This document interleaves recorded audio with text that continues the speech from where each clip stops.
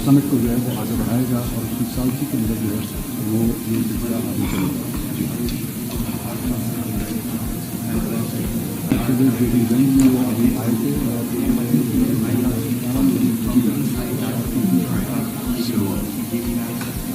वो इस वक्त कर रहे हैं और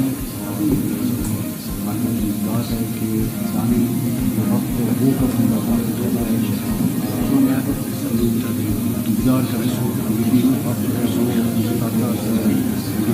वो पीछे देखे जा सकते हैं। तीनों अपराध और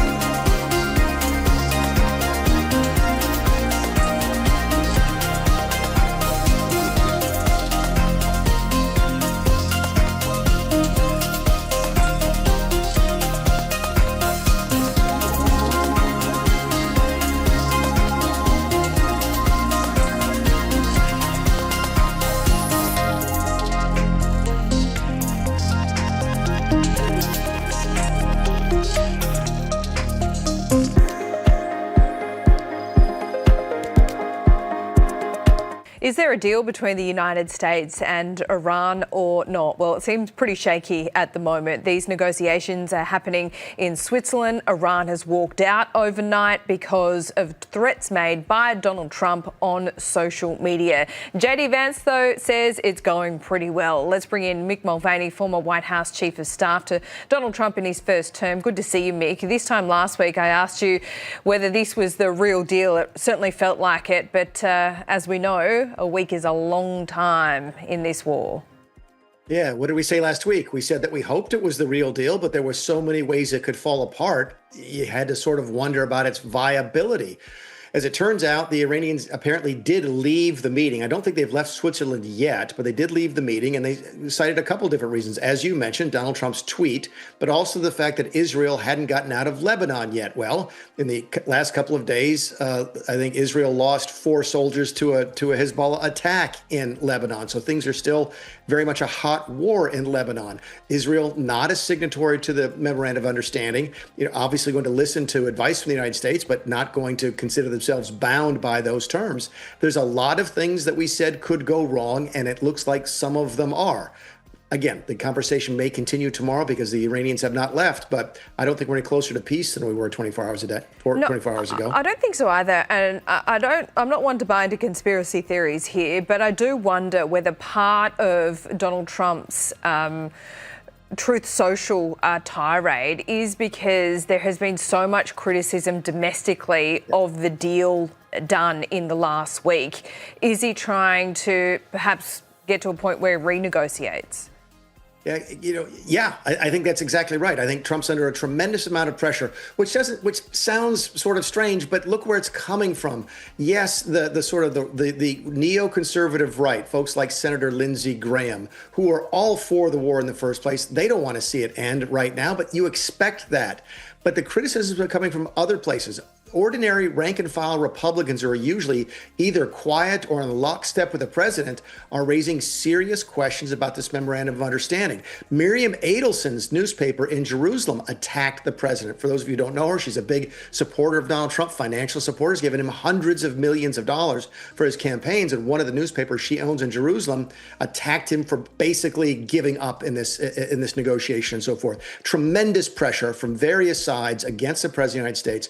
Doesn't surprise me that he's taking a harder line on his Truth Media social, and wouldn't surprise me at all if they recall J.D. Vance and we end up back in sort of an uncomfortable ceasefire and maybe even in a hot war. It doesn't feel like the US has the upper hand right now, and it seems like, what's happening domestically? Of course, the midterms are in November. That's when voters get to have their say.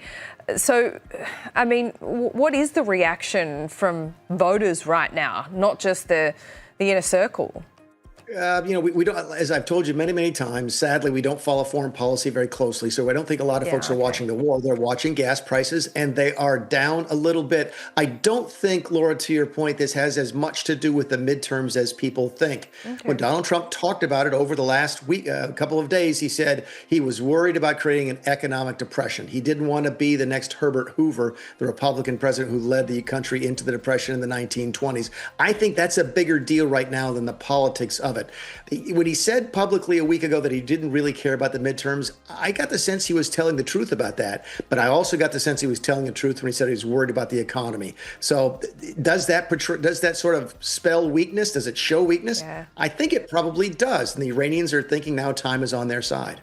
Yeah, and you can't blame them for thinking that. Then throw into the mix certainly the tension we've seen between Benjamin Netanyahu and Donald Trump. Netanyahu commenting for the first time, really brushing it aside. I think it's quite right. And to paraphrase him, he said, some people say that Trump does everything that Netanyahu wants him to do, and vice versa. The two look like they're pretty solid because they really need each other right now, don't they? They are very solid. And folks who said that, Netanyahu sort of pulled the strings to get Trump to go into the war in the first place don't understand how Donald Trump works. So I don't expect that happened at all. There's a bunch of different reasons why we went to the war. Yeah. Netanyahu may have been one of them, but he wasn't calling the shots. No, he wasn't. Can we just go back to that for a moment? But Netanyahu was certainly a big factor. He seemed to be quite convincing in some of that reporting that we've seen by Jonathan Swan and the like. Yeah, but he's a constant. They've been asking for the Americans to do this for probably 40 years. I think one of the differences was the success the Trump administration had in Venezuela, and that gave them what they thought was a model to sort of recreate here in Iran. Get rid of the current leadership, bring in new leadership that's more accommodating to the U.S. I think that had more to do anything with than Netanyahu. Yeah, right. Okay. So there's a few other things at play here. J.D. Vance leading these negotiations, but it's also a view to post-Trump, the post-Trump era. J.D. Vance certainly putting his hand up to run for president at the end of this term. Marco Rubio, you'd have to think he'd be in the mix, but he hasn't made those kinds of declarations. Is this Trump tacitly supporting Vance or testing him? Yeah, I think folks read way too much into that. Keep in mind, we've only had a sitting vice president elected to president one time in the last 100 years. That was George Bush after 8 years of Ronald Reagan. Yeah. We have had vice presidents go on to be president later, but never while they were the sitting president. Does Trump want to sort of, play Vance off against Rubio? Yeah, he did that in the first administration with every single member of the cabinet. He manages by that sort of internal conflict. That's a lot of folks, a lot of leaders do that. He wants to see his folks sort of compete with each other. So I wouldn't read too much into the politics of it, but do listen to what he said. What did Trump say over the weekend? If it goes well, I'll take credit. If not, I'll blame JD. That's not wrong. I mean, that's the role of the vice president. It doesn't surprise me he's there, so that if it goes wrong, Trump can keep distance from the results.